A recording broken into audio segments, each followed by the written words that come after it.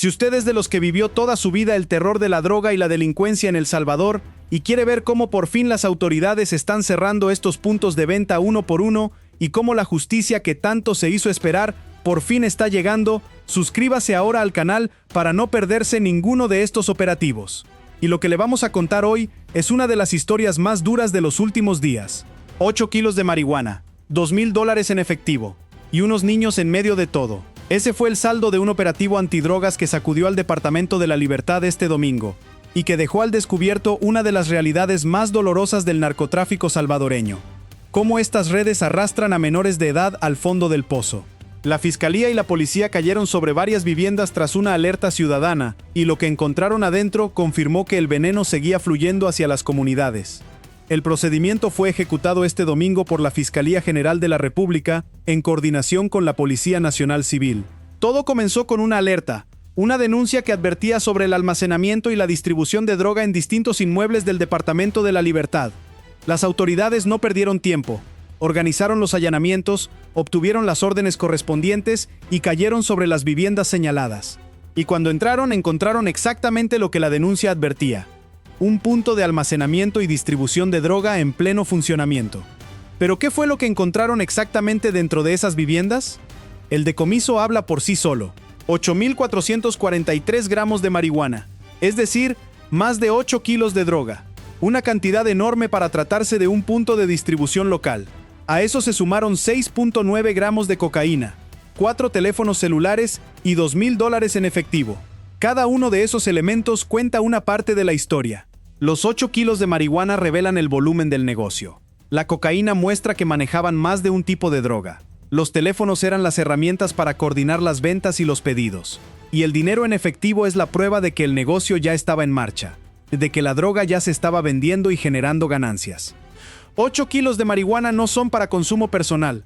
Esa cantidad, dividida en porciones pequeñas, alcanza para miles de dosis. Miles de dosis que estaban destinadas a las comunidades de la libertad, a las esquinas, a los barrios, a los jóvenes. Cada gramo de esa droga incautada es un gramo que ya no llegará a envenenar a nadie, y para las familias de esas comunidades que durante años han visto cómo la droga entra a sus barrios y atrapa a sus muchachos, ese decomiso representa un peligro menos acechando en las calles. Y el detalle de los $2,000 en efectivo confirma algo importante. Ese punto ya estaba operando. No era un almacén dormido esperando su momento. Era un negocio activo, en marcha, generando ganancias. El dinero en efectivo es la sangre del narcomenudeo. Las ventas se hacen en billetes, mano a mano, sin dejar rastro bancario. Un fajo de $2,000 junto a 8 kilos de marihuana lista para distribuir, dibuja el retrato de un punto de venta que ya estaba envenenando a la comunidad. Día tras día, venta tras venta. Los agentes no llegaron antes de que empezara el daño. Llegaron para cortarlo de raíz, cuando la máquina ya estaba funcionando. Los 4 teléfonos celulares por su parte revelan cómo se coordinaba el negocio. En las redes de distribución de droga, los teléfonos son las herramientas de trabajo. Se usan para recibir pedidos, coordinar entregas, comunicarse con los proveedores y con los compradores.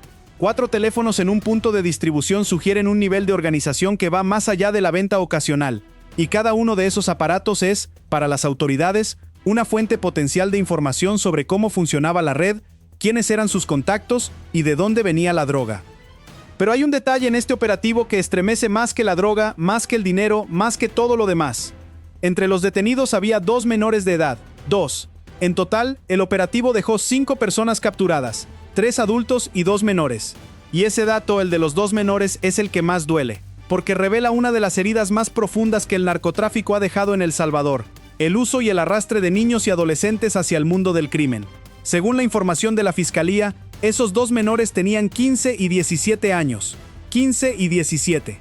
Edades en las que un joven debería estar en la escuela, jugando, soñando con un futuro, y en cambio, terminaron en medio de un operativo antidrogas, señalados por su presunta vinculación con el tráfico ilícito.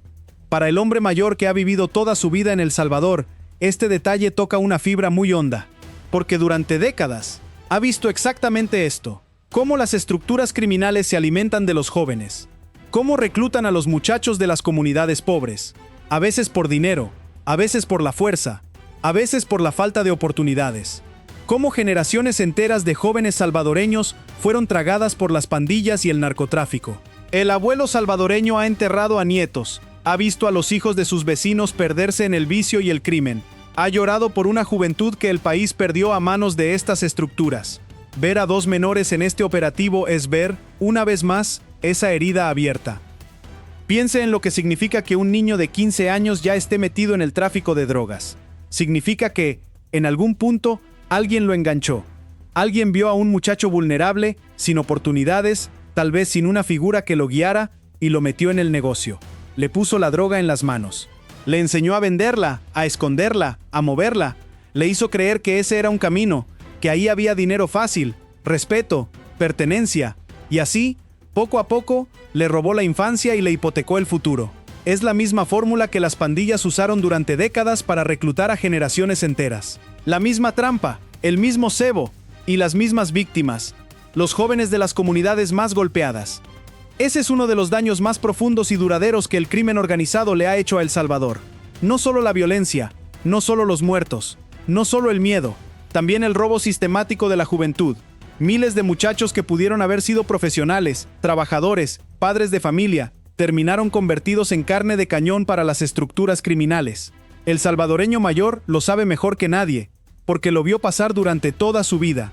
Vio cómo el país perdía a sus jóvenes uno tras otro, generación tras generación. Y por eso, cuando ve a 2 menores en un operativo antidrogas, no ve solo una noticia, ve el reflejo de una tragedia que conoce demasiado bien. ¿Por qué las redes de droga usan a menores de edad? Esta es una de las preguntas más dolorosas, y la respuesta revela el cinismo de estas estructuras.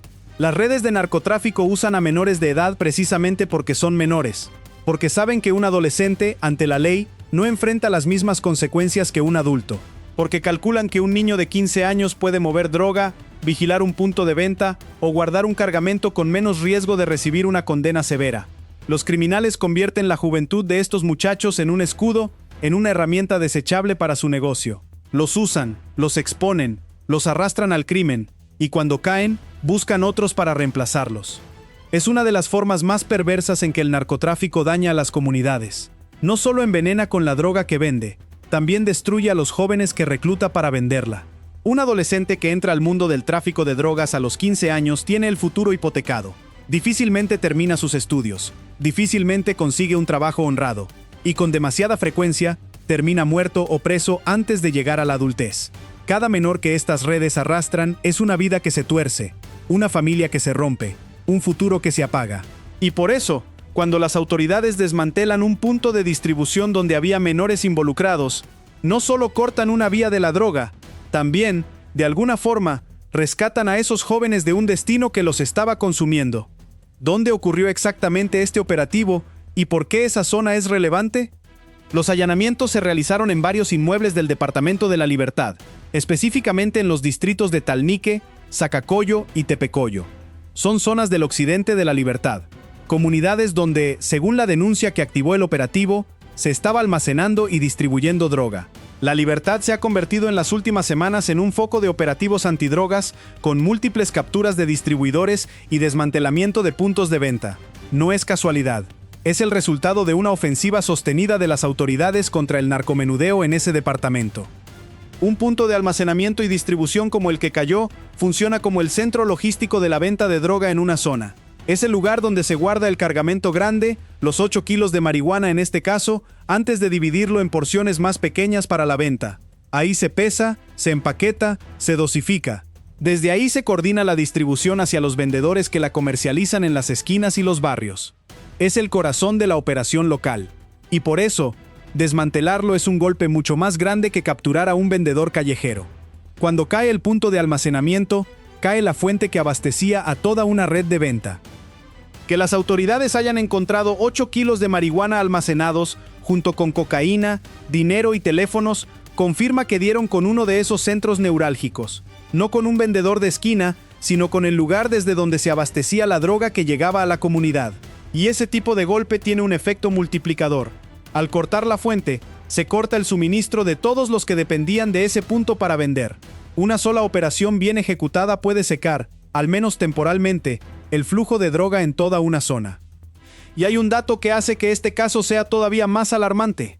No es el primero en la Libertad donde aparecen menores involucrados en el narcotráfico. En las semanas previas, las autoridades ya habían capturado a otros adolescentes en operativos similares en el mismo departamento.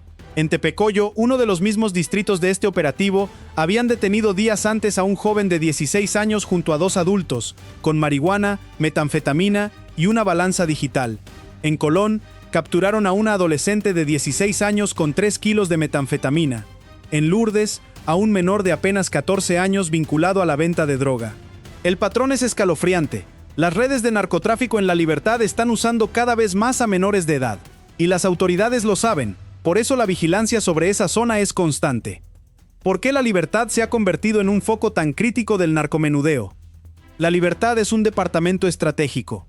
Combina zonas urbanas densamente pobladas con áreas rurales y cantones más aislados, lo que ofrece a las redes de droga distintos entornos para operar. En las zonas urbanas se encuentran mercado, clientes, movimiento. En las zonas rurales y los cantones se encuentran refugio, lugares para almacenar la droga lejos de la mirada de las autoridades. Distritos como Talnique, Zacacoyo y Tepecoyo, donde ocurrió este operativo, son comunidades donde las redes intentaron establecer puntos de almacenamiento y distribución, aprovechando esa mezcla de acceso y discreción. Durante años, muchas de estas zonas estuvieron además bajo el control de las pandillas, que combinaban la extorsión con la venta de droga como fuentes de ingreso. Cuando el Estado desmanteló las estructuras pandilleriles, quedó un espacio que las redes de narcomenudeo intentaron ocupar. Por eso las autoridades mantienen una presión constante sobre La Libertad para evitar que el narcotráfico local llene el vacío que dejaron las pandillas. Cada operativo, cada allanamiento, cada captura en ese departamento es parte de esa batalla por impedir que la droga vuelva a echar raíces en las comunidades que apenas empiezan a recuperarse. ¿Cómo funciona un punto de almacenamiento y distribución como el que cayó? ¿Cómo empezó todo? ¿Qué activó este operativo? Aquí está uno de los elementos más importantes de esta historia, y uno que marca la diferencia con el pasado. Este operativo no comenzó por casualidad. Comenzó por una denuncia, una alerta ciudadana que advirtió a las autoridades sobre el almacenamiento y la distribución de droga en esas viviendas. Alguien de la comunidad, alguien que estaba harto de ver el veneno entrar a su barrio, decidió hablar, y esa denuncia fue el punto de partida de todo el operativo. La fiscalía lo confirmó y además hizo un llamado directo a la población para que siga denunciando cualquier actividad ilícita que afecte a sus comunidades. Ese detalle es enorme para quien vivió los años del terror, porque durante décadas denunciar era impensable. La gente vivía sometida al miedo. Las pandillas y las estructuras criminales controlaban los territorios, y quien se atrevía a hablar con las autoridades firmaba su sentencia de muerte. El silencio era la única forma de sobrevivir. Los puntos de venta de droga operaban a la vista de todos, y nadie decía nada, porque hablar significaba morir. Ese muro de miedo mantuvo a las comunidades secuestradas durante años, incapaces de defenderse del veneno que las carcomía por dentro. Y aquí está el cambio que muchos esperaron durante toda una vida. Hoy, la gente denuncia. El miedo que durante décadas mantuvo callada a la población empezó a disolverse cuando las estructuras criminales fueron debilitadas y el Estado recuperó el control del territorio. Y ese cambio lo cambió todo. Hoy, una llamada, una alerta, una denuncia ciudadana puede activar un operativo que desmantela un punto de distribución de droga. La misma gente que durante años tuvo que agachar la cabeza y tragar el miedo, hoy tiene el valor y la posibilidad de defender a su comunidad. Este operativo en La Libertad es la prueba viviente de ese cambio. No lo activó un soplo del azar. Lo activó un ciudadano que decidió que ya no iba a permitir que la droga siguiera envenenando su barrio. Para el salvadoreño mayor que pasó buena parte de su vida viendo cómo el crimen se apoderaba de todo sin que nadie pudiera hacer nada, esa capacidad de la gente para denunciar y ser escuchada representa una forma de justicia que tardó décadas en llegar. Es la sensación de que por fin las comunidades recuperaron su voz, de que el Estado por fin responde, de que el silencio impuesto por el terror se rompió y en su lugar nació la posibilidad de defenderse. ¿Y qué significa que la Fiscalía pida abiertamente a la gente que siga denunciando? Significa un cambio de relación entre el Estado y la comunidad que sería impensable hace apenas unos años. Cuando la Fiscalía hace un llamado público a la población para que denuncie las actividades ilícitas que afectan a sus comunidades, está reconociendo algo fundamental, que la gente ya no tiene el miedo paralizante de antes, y que su colaboración se ha vuelto una herramienta esencial en la lucha contra el crimen. Ese llamado no habría tenido sentido en los años del terror, cuando denunciar era un suicidio. Hoy, en cambio, es una invitación a que la comunidad forme parte activa de la solución. Piense en el peso que eso tiene para quien vivió sometido durante tanto tiempo. Durante décadas, el ciudadano común fue una víctima pasiva. No podía hacer nada más que soportar, esconderse, sobrevivir. La droga entraba a su barrio y él lo veía, impotente. Las pandillas mataban y extorsionaban, y él callaba para no ser el siguiente. Su papel era el de espectador aterrorizado de su propia desgracia. Hoy, ese mismo ciudadano puede levantar el teléfono, hacer una denuncia y ver cómo esa denuncia se convierte en un operativo que desmantela un punto de droga. Pasó de víctima impotente a protagonista de la recuperación de su comunidad. Y ese cambio, para quien esperó toda una vida, es una forma de justicia y de dignidad que no tiene precio. La colaboración ciudadana se ha convertido, de hecho, en una de las armas más poderosas contra el narcomenudeo, porque estos puntos de venta operan escondidos entre las viviendas comunes, en colonias normales, donde a simple vista no pasa nada raro. Las autoridades no pueden estar en todas partes al mismo tiempo, pero los vecinos sí están. Ellos ven el movimiento extraño, las visitas constantes a ciertas casas, los comportamientos sospechosos, y cuando deciden hablar, le entregan a las autoridades justo la información que necesitan para actuar. Este operativo en La Libertad es la prueba de esa alianza entre la comunidad y el Estado, una alianza que durante años fue imposible y que hoy está dando resultados. ¿Qué delito enfrentan los detenidos y qué condena podría caerles? La Fiscalía confirmó que los 5 detenidos serán procesados por el delito de tráfico ilícito. Y la ley salvadoreña es severa en esta materia. El tráfico ilícito de drogas, bajo la ley reguladora de las actividades relativas a las drogas, contempla penas de 10 a 15 años de prisión para quienes almacenen, distribuyan o vendan drogas sin autorización. Los 3 adultos capturados enfrentan directamente ese escenario. Almacenar más de 8 kilos de marihuana y distribuir droga en las comunidades los ubica de lleno en ese delito, con toda la fuerza de la ley cayendo sobre ellos. En el caso de los 2 menores, el proceso es distinto, porque son adolescentes y están sujetos a la ley penal juvenil. Pero también enfrentan consecuencias legales por su presunta vinculación con el tráfico de drogas. Su caso será manejado por las instancias especializadas en menores. Y aunque las penas para adolescentes son diferentes a las de los adultos, su detención abre una oportunidad que quizás les salve la vida, la de sacarlos del mundo del narcotráfico antes de que sea demasiado tarde. Porque si hubieran seguido en ese camino, el destino más probable habría sido la cárcel de adultos, o la muerte. Ser detenidos ahora podría ser justamente lo que impida que terminen como tantos otros jóvenes que el país perdió. ¿Qué tan grande es este golpe comparado con otros operativos recientes? 8 kilos de marihuana es una cantidad considerable para un punto de distribución local. Para dimensionarlo basta compararlo con otros decomisos recientes en la lucha contra el narcomenudeo. Y las cifras muestran que las autoridades están golpeando duro y de forma constante. Apenas esta misma semana, la Fiscalía verificó la destrucción de droga decomisada en procesos ya judicializados. Más de 45,000 gramos de marihuana, casi 5,000 gramos de cocaína y otras sustancias. Es decir, toneladas acumuladas de drogas sacadas de circulación, destruidas para que nunca lleguen a las comunidades. Ese trabajo ocurre en paralelo a la desarticulación de redes completas. En los últimos meses, la Fiscalía y la Policía han desmantelado múltiples estructuras de narcomenudeo en distintas partes del país. Redes con abastecedores, intermediarios, transportistas y vendedores, cayendo tras meses de investigación. En el oriente, una red que operaba en Morazán y La Unión, con 16 capturados y más de 450 transacciones documentadas. Otra que usaba taxis y negocios de fachada para distribuir droga en Usulután y San Miguel. Y ahora, este operativo en La Libertad, que suma 5 detenidos más y saca de circulación otros 8 kilos de veneno. El mensaje es claro: la ofensiva contra el narcotráfico local no se detiene. Cada gramo de esa droga destruida y decomisada tiene un significado que va más allá de la estadística.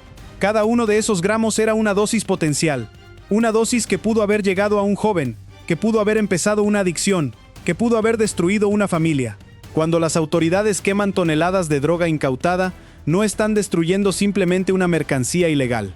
Están destruyendo el daño que esa droga habría causado.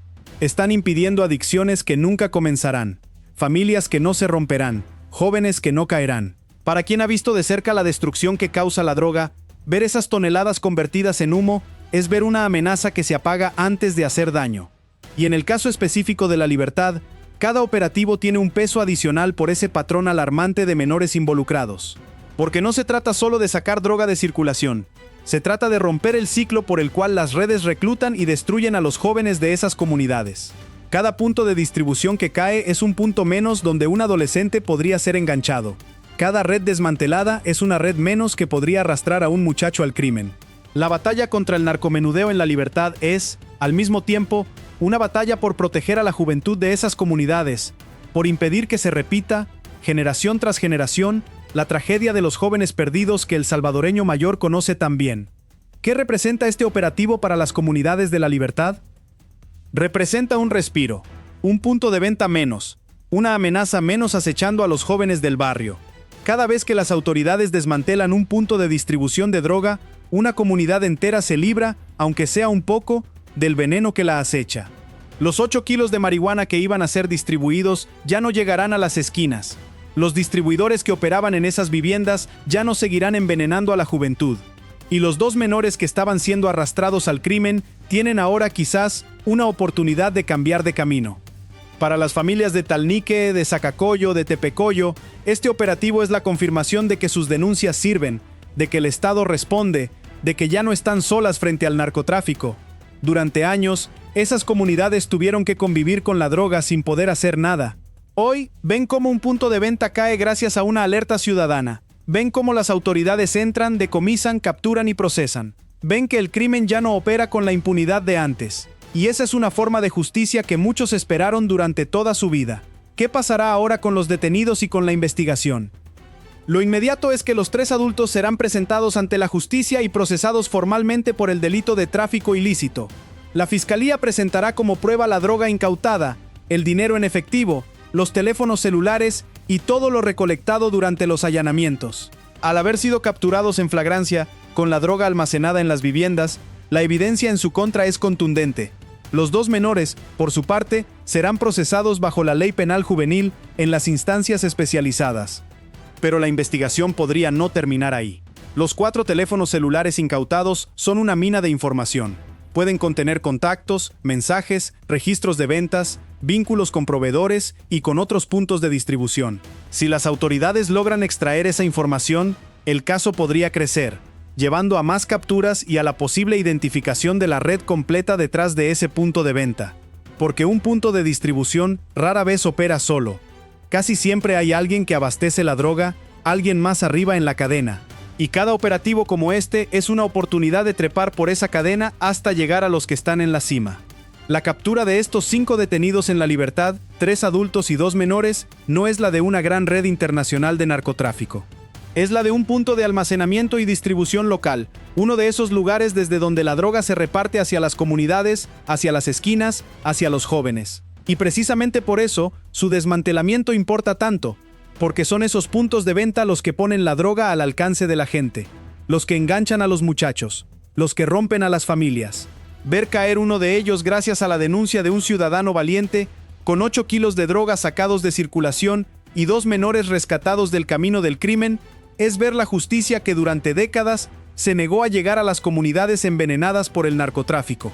Una justicia que hoy, por fin, responde a quienes durante tanto tiempo sufrieron en silencio. Para las familias de La Libertad que denunciaron, que resistieron, que esperaron, este operativo es la prueba de que su voz por fin cuenta y de que el veneno que durante años carcomió a sus comunidades por fin encuentra quien lo enfrente.